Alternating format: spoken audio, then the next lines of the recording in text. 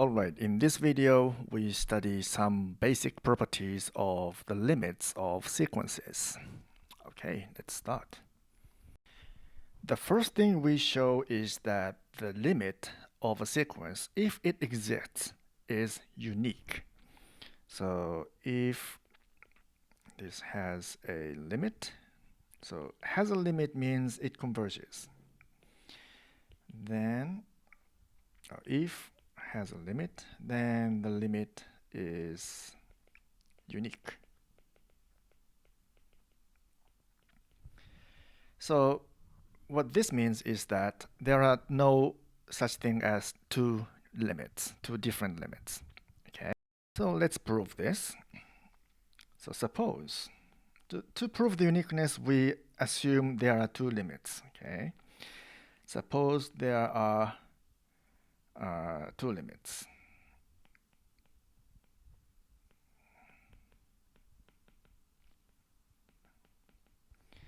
Alpha and beta. Okay, so that means for any epsilon that is positive, there exists some n, let's say n prime. That is a natural number such that for all natural number n, if lowercase n is greater than n prime, then the difference between an and alpha, so the first limit, is less than, let's say, epsilon half. Okay, and the same, so this is one thing, and the same thing applies to the other limit. For any epsilon, let's say n double prime is a natural number, such that for all natural number, if lowercase n is greater than n double prime, then the difference between an and beta is less than epsilon over 2. Okay, here we use epsilon over 2 because it can be any positive real number. So if epsilon is an arbitrary positive number, then epsilon over 2 is also an arbitrary positive number. Okay, so now let us define n to be the maximum of this n prime, and n double prime. Okay, the larger of the two. Okay, if we define n in this way, then if a natural number n is greater than this capital N, then we have, let's see. So we want to show that alpha and beta are actually the same number. Okay, so let's take the difference between alpha and beta, and alpha minus an plus an minus beta. So by using the triangle inequality, this is less than or equal to something by splitting this and this, an plus an minus beta. Okay, but this n is greater than this capital N, which is the maximum of these two.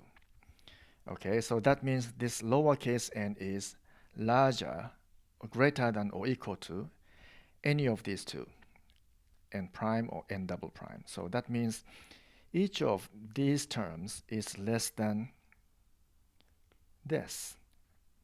Okay, so this is less than it's not equal, but strictly less than epsilon over 2 and epsilon over 2, which is epsilon.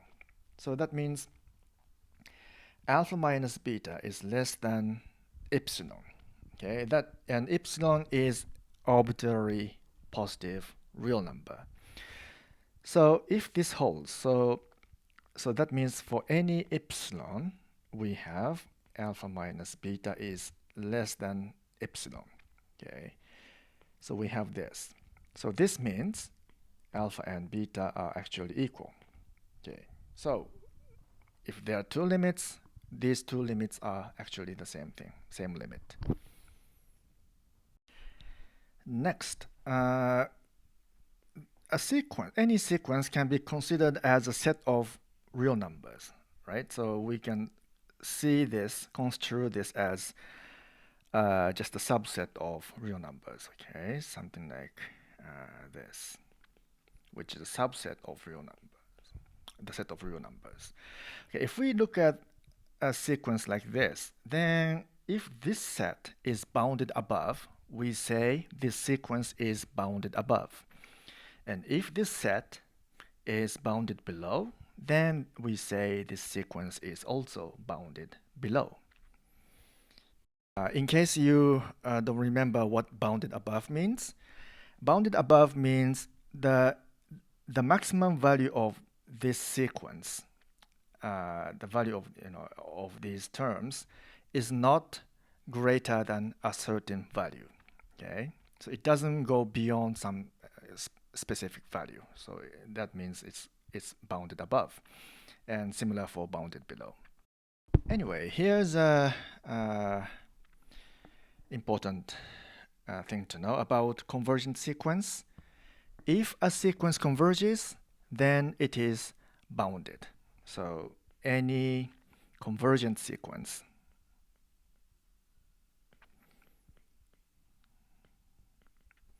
is bounded. So if we simply say bounded without above or below, that means it is bounded both above and below. So what this theorem says is actually intuitively understandable, right? Because if any sequence converges to a certain value, it shouldn't go larger, arbitrarily large, or arbitrarily large negative number.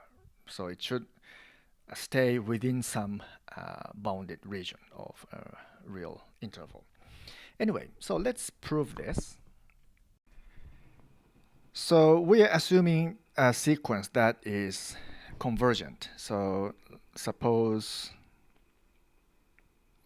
limit of an, suppose we have a sequence an that converges to, say, alpha.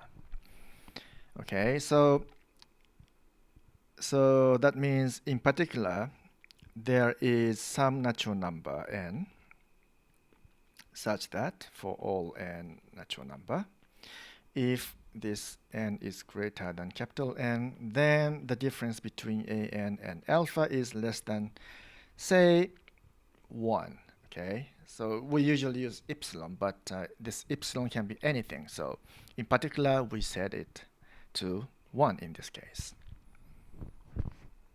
Okay, so, and also from the by triangle inequality,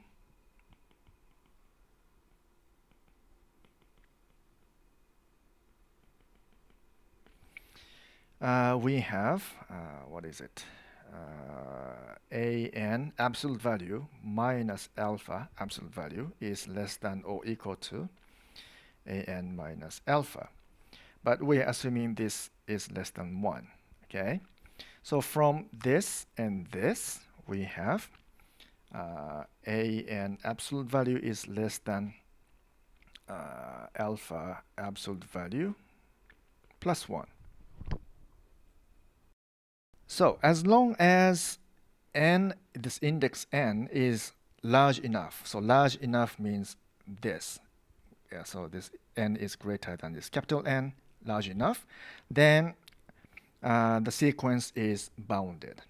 Okay, so now what we should consider is, what if this n is less than capital N? Okay, but since there are finitely many such elements, so that means A1, A2, let's see, A1, A2, up to A n minus 1. So there are only finitely many such elements, and they have some specific real values. Okay, so let's say this and this thing, alpha plus 1. Let's take the maximum value of this.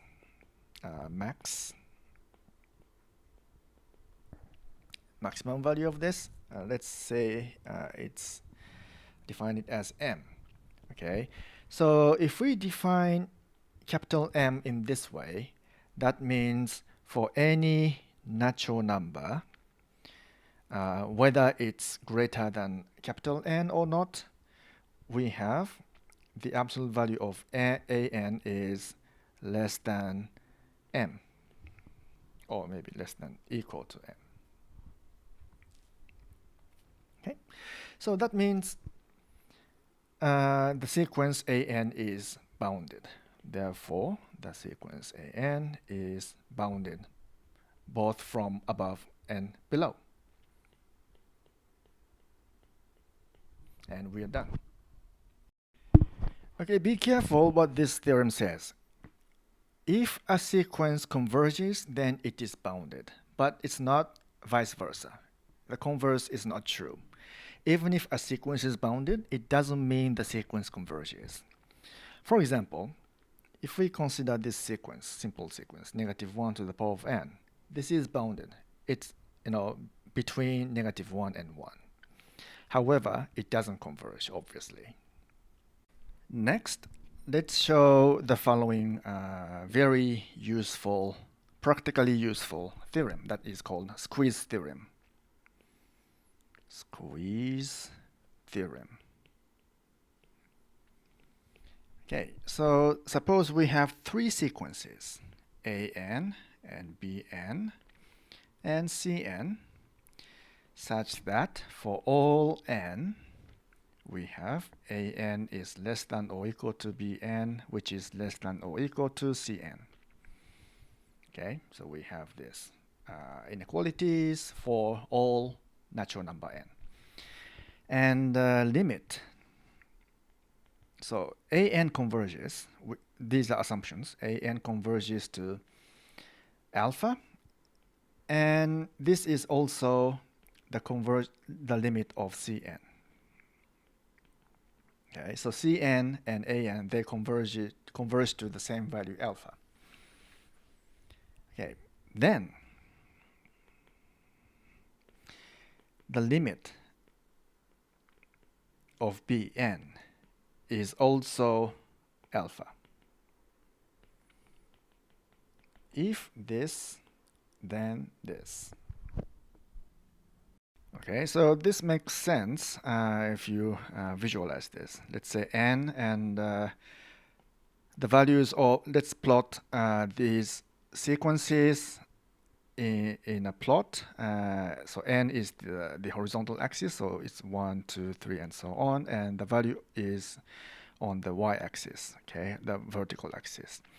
So let's say an varies like this, but it converges to some value, and c varies something like this, but it converges to some value. Now b is always between an and cn. Okay, it's always between an and cn, and so the limit of bn is squeezed by the limits of an and cn, and so the limit of bn is actually the same as these limits.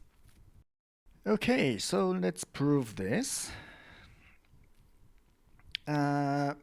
First, because an converges to alpha, so for any epsilon, there exists a n prime such that for all n, if lowercase n is greater than n prime, then the difference between an and alpha is less than epsilon. Okay. Okay, so this is one thing. And similarly for cn, for any epsilon, there exists some, say, n double prime, such that for all natural numbers, if that natural number is greater than or equal to n double prime, then the difference between the term, the sequence term, and alpha, not an, but cn here, is less than epsilon. Okay, so what we want to prove is that bn also converges to alpha. For that, let's define n as the larger of these two n double primes, prime and double prime, max n and max n double prime, n prime and n double prime. So we take the larger of these two to define n. Okay. So, and if n is greater than this capital N, then of course we have this and this. Okay.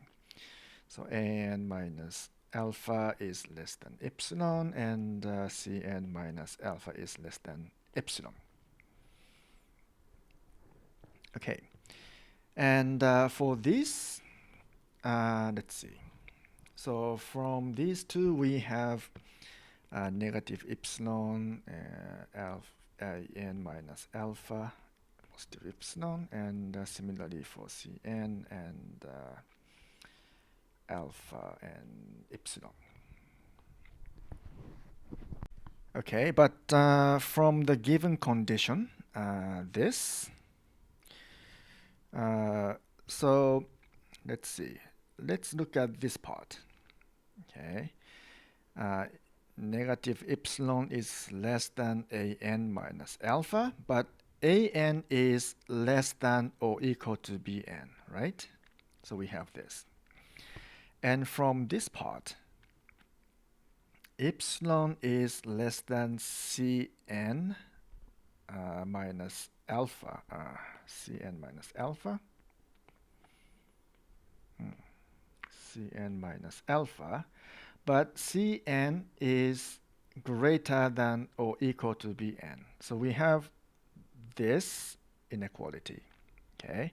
Now look at here, here, here. So that means negative epsilon is less than Bn minus alpha, which is less than epsilon. So that means Bn minus alpha absolute value is less than epsilon. So that means for any epsilon, there exists n. And this n is found by this, okay? Such that for any n, if lowercase n is greater than or equal to uppercase n, we have Bn minus alpha, which is less than epsilon. Therefore, the limit of Bn as n goes to infinity is alpha. And we are done. Okay, next, let's define the notion of a subsequence. So it's nothing difficult. If we have a sequence, let's say A1, A2, A3, A4, A5, and so on, we just pick some of these terms and combine them together to make a subsequence. Okay. For example, if we have this sequence, then let's say A1, A3, A5, A7, and so on. That is, if we just pick all the terms where the index is odd number, then this is a subsequence. It's just an example of a subsequence. Okay, so just pick some of them and align them in order, in the same order as that appear in the original sequence. Then that's a subsequence. Okay, for more generally, so if we have a sequence an, then we have a sequence of natural numbers nk. Okay, that is. And it's an increasing sequence in the sense that n1 is less than n2, which is less than n3, which is less than, and so on. Then, using this sequence of natural numbers, okay, so it's a sequence of natural numbers, then we can define a n1, a n2, so this n1 is this n1, this n2 is this n2, and so on. So this defines a subsequence of an. Okay, so which we write as a n k. Now, here's an important property of subsequences. Okay, suppose we have a sequence an such that it converges to, let's say, alpha. Okay, suppose we have this sequence, then any subsequence of an, sequence of an, let's say, and any subsequence a and k also converges to the same value. And k goes to infinity, converges to alpha. Okay, here n k here is a sequence of natural numbers. Okay, so we just pick some of these n's to define nk, and so this k varies from 1 to infinity.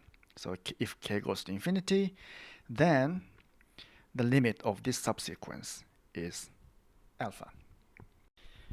Okay, so let's prove this. So first of all, we have a convergent sequence an, right? So that means for any epsilon that is greater than 0, there exists some n natural number such that for all natural numbers, if that natural number is greater than or equal to capital N, then the difference between an and alpha is less than epsilon. Okay, so this is just a translation of this fact. Now, let k be a natural number such that nk is greater than or equal to capital N, so this n, okay? So this nk is, of course, the sequence of natural numbers that defines the subsequence, okay? So if this is true, then for all natural number k, lowercase k, if lowercase k is greater than the uppercase k, then nk is greater than or equal to greater than nk, which is greater than or equal to n, right? Because by the definition of subsequence, this sequence of natural numbers, nk, is an increasing sequence. So if this is true, then this is true. Okay, that's by construction. But this uppercase k is determined such a way that this inequality holds. So this nk is greater than this capital N. Okay, so that means the difference between a and k minus alpha is less than epsilon, because this index is greater than n. So if that's true, then actually this is true. Okay, so that means the limit of a nk as k goes to infinity is alpha, and we are done. Okay, next theorem, we use subsequence in a proof. Okay, suppose we have a sequence an such that it converges to alpha. Okay, then first, if there is some real number such that an is greater than a holds for infinitely many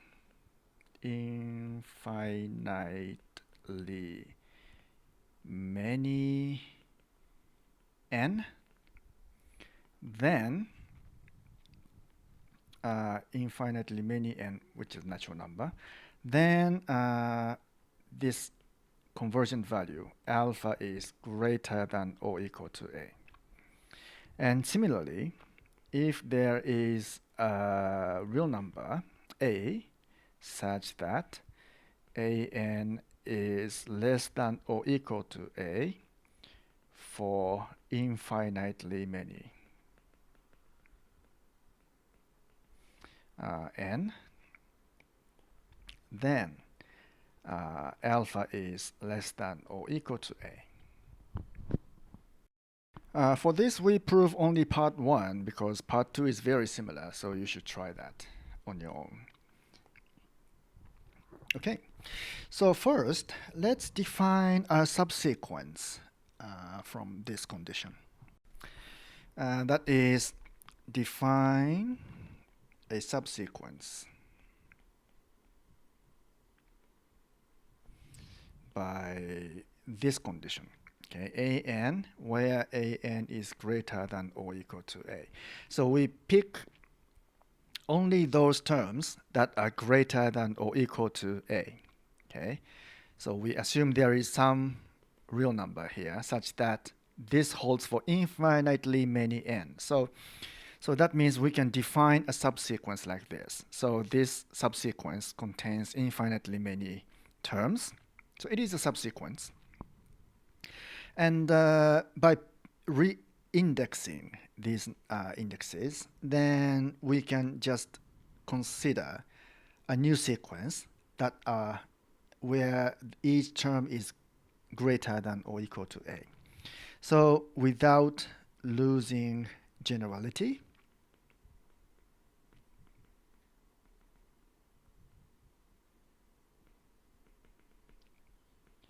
we may assume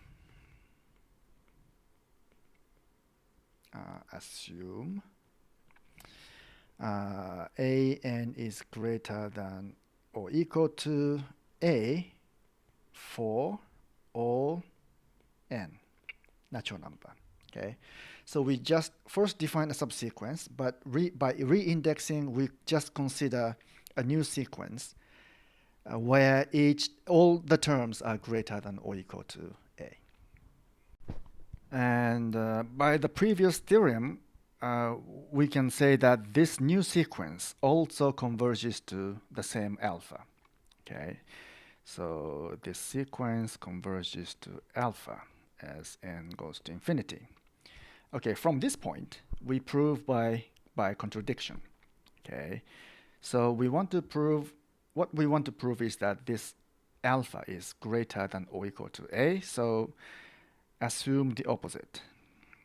Suppose alpha is less than A.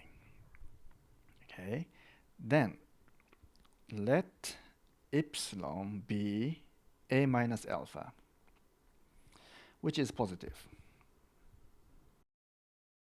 So for sufficiently large n,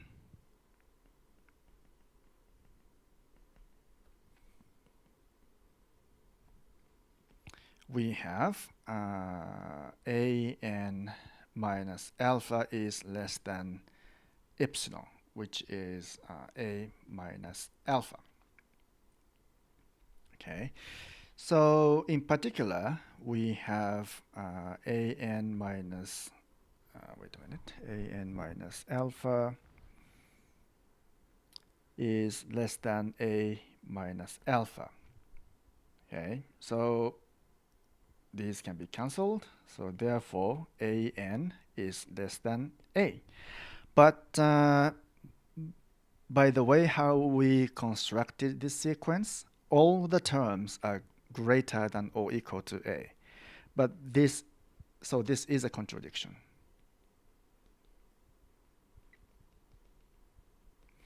Therefore, our assumption, this assumption was wrong, and we are done.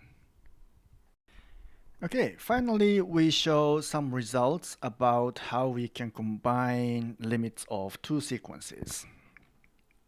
Okay, let's say we have two sequences, an and bn, and the limit of an is alpha and the limit of Bn is beta. Okay, so these are assumptions. Then the following holds. First, the limit of Kan, where K is a constant, okay, is K alpha. So what this means is that it's K times limit of An, right? Because alpha is this limit. So what this means is that multiplication by a constant can commute with limiting operation. Okay, limit and multiplication by a constant are commutable operation. Okay, second, limit of the sum of the sequences is the sum of the limits. Okay, so what this means is limiting operation together with the first point, the limiting operation is a linear operation.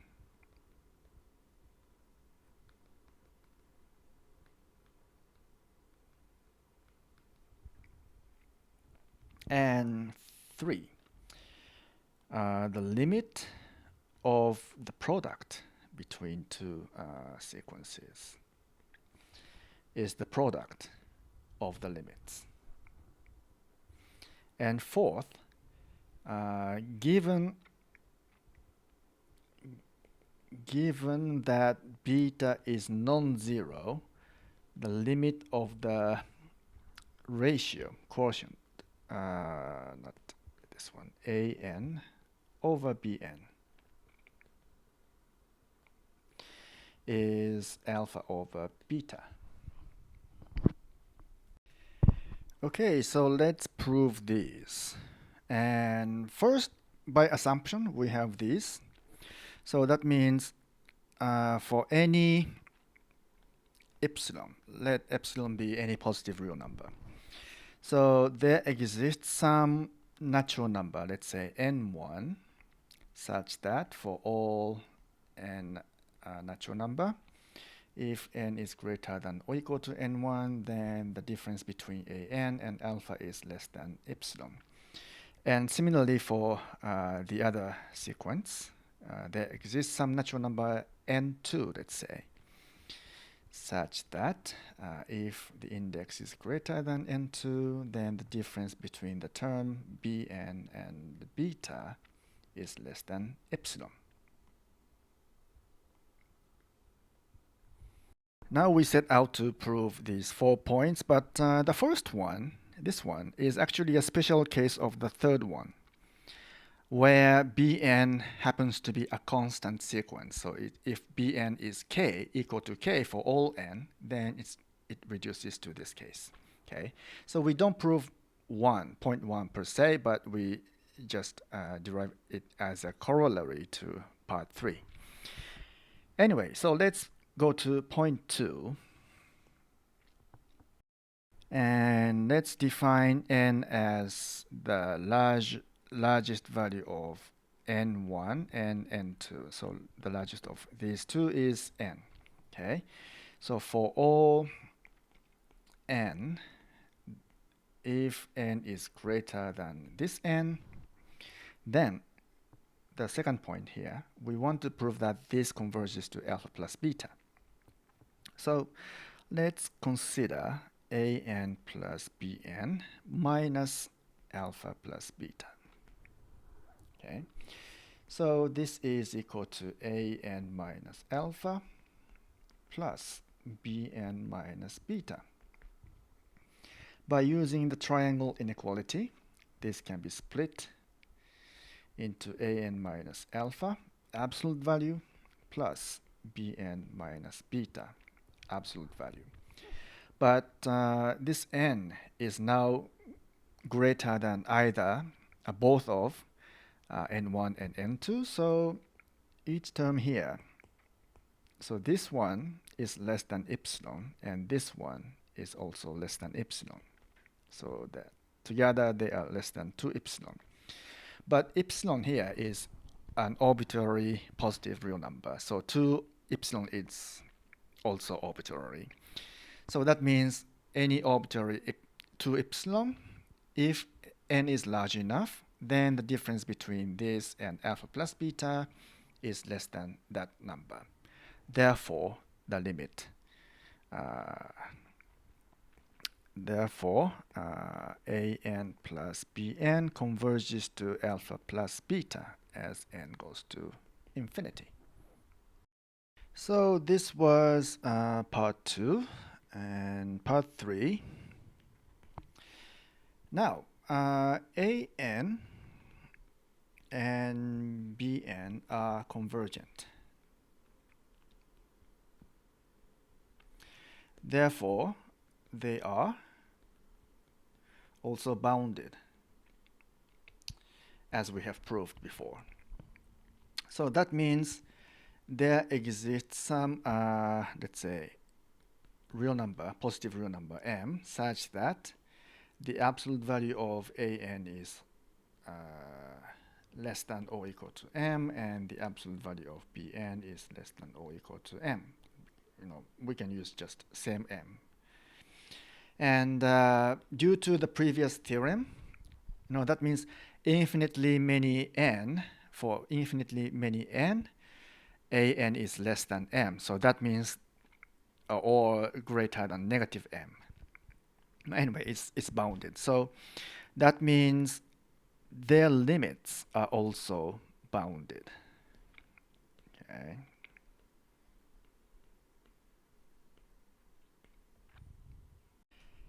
Now, we want to prove that the limit of the product is the product of the limits. Okay, so what we want to show is an times bn minus alpha times beta is less than arbitrarily small positive number.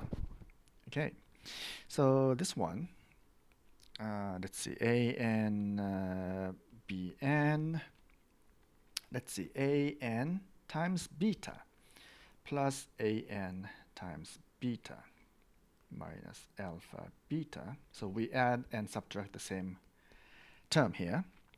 And again, using the triangle inequality, this is less than or equal to an bn minus an beta plus an beta minus alpha beta.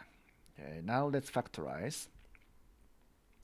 So we have an here and here, so that is an times bn minus beta. And we have beta here and beta here, so that is an minus alpha times beta here. Now, this is bounded, and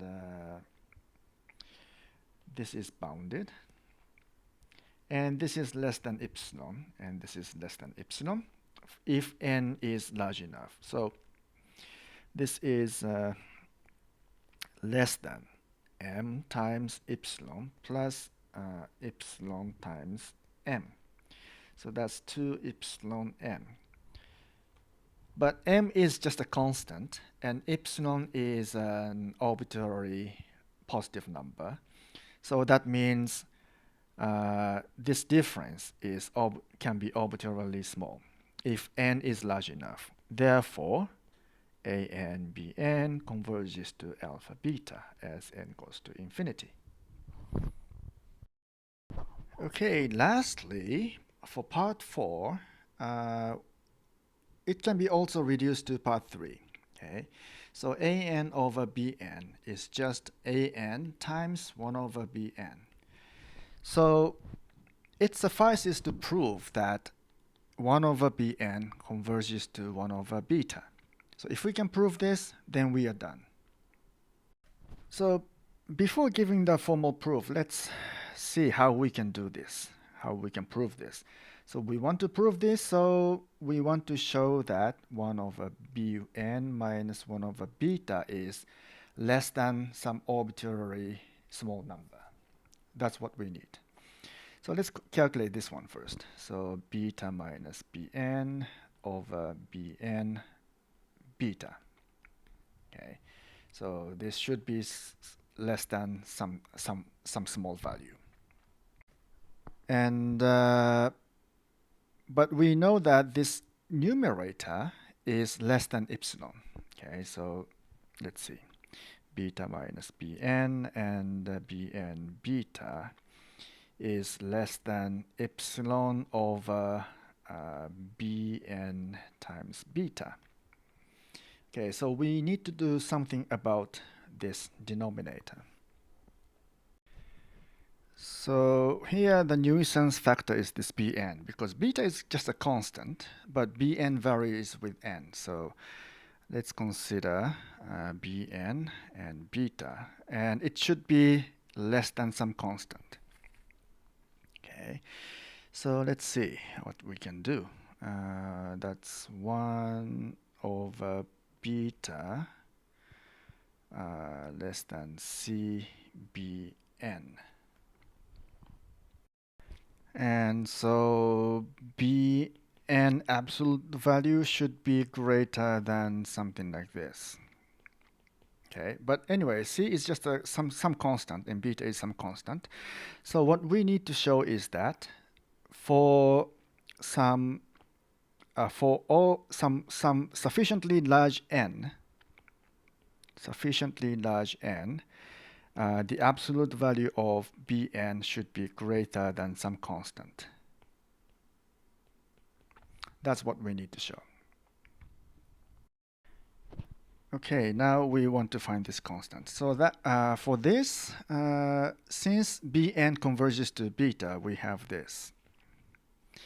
B minus beta is less than any arbitrary positive number. Let's say in this case it's epsilon prime. And but we need some value involving the absolute value of beta bn itself. So let's use the triangle inequality. For this, we can have, let's say, beta minus bn here. So this is less than epsilon prime. Epsilon prime can be any positive number. Okay, so from this we have bn greater than beta absolute value minus epsilon prime. But we want this to be positive. Okay, so let's say epsilon prime, this can be any positive number. So let's say in particular something that is less than beta absolute value. Let's say half of that. So if epsilon prime is this, then we have this is half of beta absolute value. So if n is sufficiently large, then the absolute value of bn is greater than half of beta absolute value. So now let's put this into here. So using this, 1 over bn minus 1 over beta is less than epsilon over bn beta, which is less than epsilon. Let's see. So that's 2 beta squared here. But beta is a constant, and of course it's greater than 0.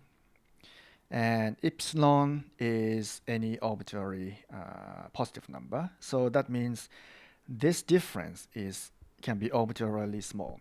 Therefore, 1 over bn converges to 1 over beta. And by using part 3, we are done. Okay, so that's the basic properties of limits, and that's all for this video. See you later.